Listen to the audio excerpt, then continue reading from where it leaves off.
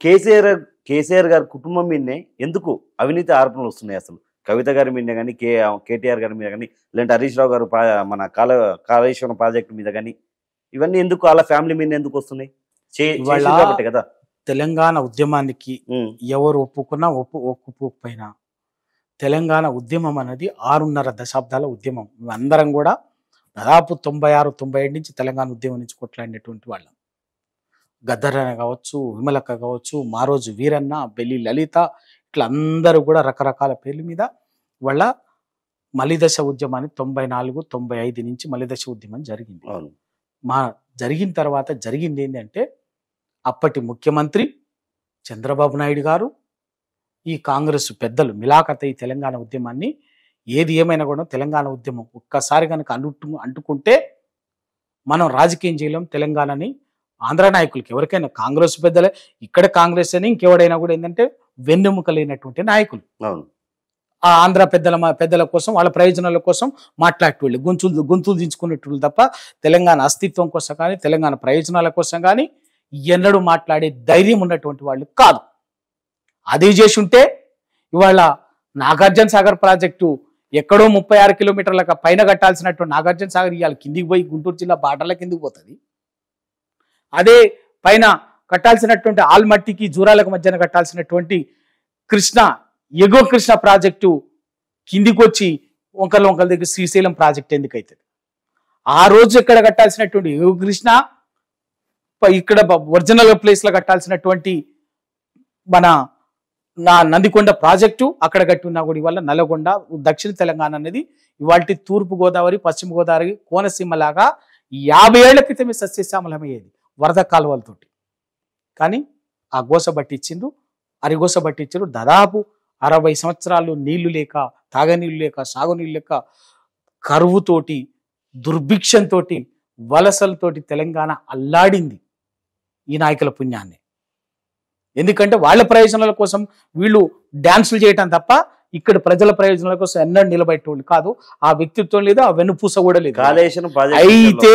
అయితే ఇవాళ ఆ క్రమంలోనే ఎప్పుడైతే తెలంగాణ మహాసభ, తెలంగాణ జనసభ, నేను పేర్లు చెప్తున్నా, ఆ పేర్ల మీద తెలంగాణ ఉద్యమం, ప్రజా ఉద్యమం, భావజాల వ్యాప్తి జరుగుతుందో, మలిదశ ఉద్యమం బీజాలు పడ్డాయో, అప్పుడు ఇదే చంద్రబాబు నాయుడు గారు గద్దరన్న మీద 6 తూటాలు పేల్చిండు.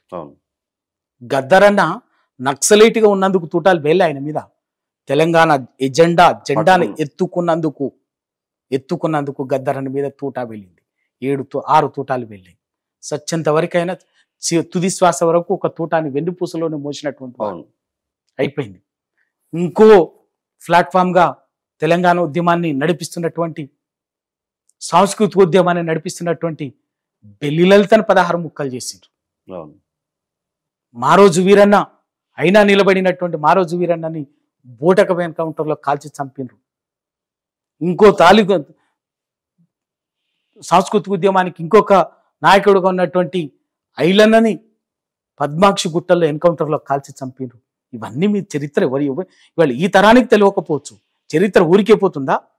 అట్లా తెలంగాణ ఉద్యమాన్ని, ప్రజా ఉద్యమాన్ని అణిచివేసి ఒక భయానక వాతావరణం సృష్టించి అందరూ కూడా బుద్ధిజీవులు, తెలంగాణకు సమనేటటువంటి వాళ్ళు కూడా కొంత భయానక వాతావరణంలోకి నెట్టి మాట్లాడటానికి ఒక అప్రజాస్వామిక, నిరంకుశ, దుర్మార్గ యుద్ధ వాతావరణంలోకి తెలంగాణకు నెట్టిన నేపథ్యంలో ఆ యుద్ధ వాతావరణము, అప్రజాస్వామిక వాతావరణం, నిరంకుశ వాతావరణము రాజ్యమేలుతున్న నేపథ్యంలో తెలంగాణ ఉద్యమానికి ఒక రాజకీయ వేదికని సృష్టించి ఆ రాజకీయ ఉద్యమంగా మలిచి తెలంగాణ గొంతుకు, ఒక ప్రజాస్వామిక గొంతుకకు స్పేస్ను సృష్టించినటువంటి వాడు, ప్రజాస్వామిక వాతావరణాన్ని కల్పించినటువంటి వాడు కేసీఆర్ గారు. కల్పించి దాన్ని ఒక తుది కంట లక్ష్యం నెరవేరేంత వరకు వ్యూహాత్మకంగా రాజకీయ నైపుణ్యతతోటి తెలంగాణ ఉద్యమాన్ని నడిపించినటువంటి నాయకుడు కేసీఆర్. ఆ తర్వాత కూడా చాతుర్యంతో, రాజకీయ చాతుర్యంతో తెలంగాణ రాష్ట్రాన్ని సాధించిన తర్వాత తెలంగాణ 10 ఏళ్లలో తెలంగాణను తీసుకొచ్చిన తెలంగాణలో తెలంగాణని సాగునీటి రంగంలో, విద్యుత్ రంగంలో, సంక్షేమ రంగంలో, మౌలిక సదుపాయాల రంగంలో, ప్రతి వ్యవసాయ రంగంలో ప్రతి రంగంలో అద్భుతంగా ఇవాళ దేశంలోనే తలమానికంగా తెలంగాణని అన్నిటికంటే విడమర్చి నిలబెట్టినటువంటి నాయకుడు కేసీఆర్ గారు.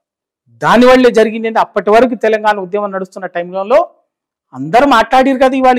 ఇవాళ ఎవరైతే మాట్లాడుతున్నటువంటి వాళ్ళు ఉన్నారో, కేసీఆర్ కుటుంబాన్ని మాట్లాడుతున్నటువంటి వాళ్ళు ఉన్నారో, వాళ్ళందరూ కూడా ఆ రోజు మాట్లాడిన మాట ఏంది అందరికీ తెలుసు. ఆ రోజు వాళ్ళందరూ మాట్లాడినటువంటిది చాలా స్పష్టంగా తెలుసు. ఎవరికి మీరు వంత వాడినో తెలుసు.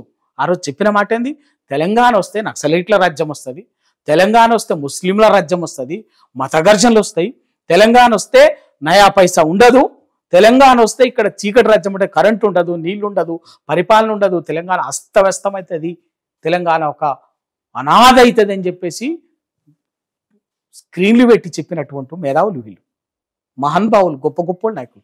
ఆ చెప్పేటోళ్లకు చెప్పట్లు కొట్టినటువంటి వాళ్ళు వీళ్ళు, చెప్పేటోళ్లకు వత్తాసు పలికినటువంటి తొత్తులు వీళ్ళు ఇవాళ మాట్లాడేటటువంటి వాళ్ళు. అటువంటి పరిస్థితుల్లో తెలంగాణని వాళ్ళ విద్యుత్ రంగంలో నెంబర్ 1 గా, దేశంలోనూ విద్యుత్ వినియోగంలో నెంబర్ 1 గా. విద్యుత్ దాంట్లో కుంభకోణం జరిగిందని కోమటిరెడ్డి వెంకటరెడ్డి గారు అదే చెప్తున్నా. కోమటిరెడ్డి వెంకటరెడ్డికి ఏం తెలుసు ఆయనకు? ఆ రోజు చూపించారు కదా, ఆయనకి ఏం తెలుసు? ఆయనకి ఏం లెక్కలు తెలియదు. నేను చెప్తున్నా, ఆయనకి ఏం తెలియదు. ఉత్తమైన ఒర్లుడు తప్ప ఏం తెలియదు ఆయనకు, ఏం తెలియదు. ఒర్లుడు తప్ప. మంత్రి పదవి ఇచ్చారు ఆ రోజు మరి అనుకుంటే పులిచింతల 2004 కంటే ముందు పులిచింతల ప్రాజెక్టు మీద పోయి డాన్సులు చేసిండు. పులిచింతలు ఎట్లా కడతారు, మా నల్గొండని ఎట్లా ముంచుతారు అని మోటార్లు బదులగొట్టిండు. మరి తెలంగాణ వచ్చింది ఆ 2004 తర్వాత. వైఎస్ రాజశేఖర రెడ్డి గారు ముఖ్యమంత్రి తర్వాత కాగానే పోయి అదే కాంట్రాక్ట్ తీసుకొని ఆయన పని చేసుకున్నాడు. ఎందుకు ఇంకా మరి వాళ్ళ నేను అడుగుతున్నా, తెలంగాణ విద్యుత్ రంగంలో తెలంగాణ రాష్ట్రం ఏర్పడిన నాటికి 2014 నాటికి తెలంగాణ ఎంత 7,000 మెగావాట్ల విద్యుత్ ఉత్పత్తి సామర్థ్యం ఉన్నది 2014 నాటికి. కానీ ఇవాళ ఎంత వచ్చింది? 20,000 మెగావాట్ల విద్యుత్ ఉత్పత్తి సామర్థ్యం పెరిగింది. ఎన్ని రెట్లు పెంచిండు? ఎక్కడి నుంచి వచ్చింది? యాదాద్రి పవర్ ప్రాజెక్ట్ అంత కుంభకోణం కదా. మొన్న పోయి ఎందుకు ముఖ్యమంత్రి నువ్వు మీ మంత్రులంతా పోయి గొప్పగా ఎందుకు ప్రారంభోత్సవం చేసిండ్రు? అదే దామర్చర్ల పవర్ ప్రాజెక్టుని గొప్పగా చెప్పుకున్నారు కదా, భద్రాద్రి ప్రాజెక్టు కదా. ఎందుకు అంటే వీళ్ళు అన్ని అబద్ధాలు, వీళ్ళకి ఏమి తెలియదు. తెలంగాణ అంటే ప్రేమ లేదు, మోసం, నటన. తెలంగాణ రాజకీయం కావాలి, తెలంగాణ ప్రజల మీద పెత్తనం కావాలి, తెలంగాణ ప్రజల నెత్తి మీద వీళ్ళు కూర్చొని పెత్తనం చేసి వీళ్ళ సంపాదన, వీళ్ళ రాజకీయం, వీళ్ళ వైభవం చేసుకోవటమే తప్ప వీళ్ళకి ఏం తెలియదు. వాటన్నిటికీ కేసీఆర్ అడ్డంకిగా ఉన్నాడు కాబట్టి కేసీఆర్ కుటుంబాన్ని టార్గెట్ చేసిండ్రు. కేటీఆర్ ని, కవితని, హరీష్ రావు గాని వీళ్ళెవ్వరు కూడా రాత్రిగా రాలే. 2005 నుంచి 2001 నుంచి ఉద్యమంలో పనిచేసినటువంటి వాళ్ళే. కేటీఆర్ కావచ్చు, కేసీఆర్ కావచ్చు, హరీష్ రావు గారు, కవిత గారు, అందరూ కూడా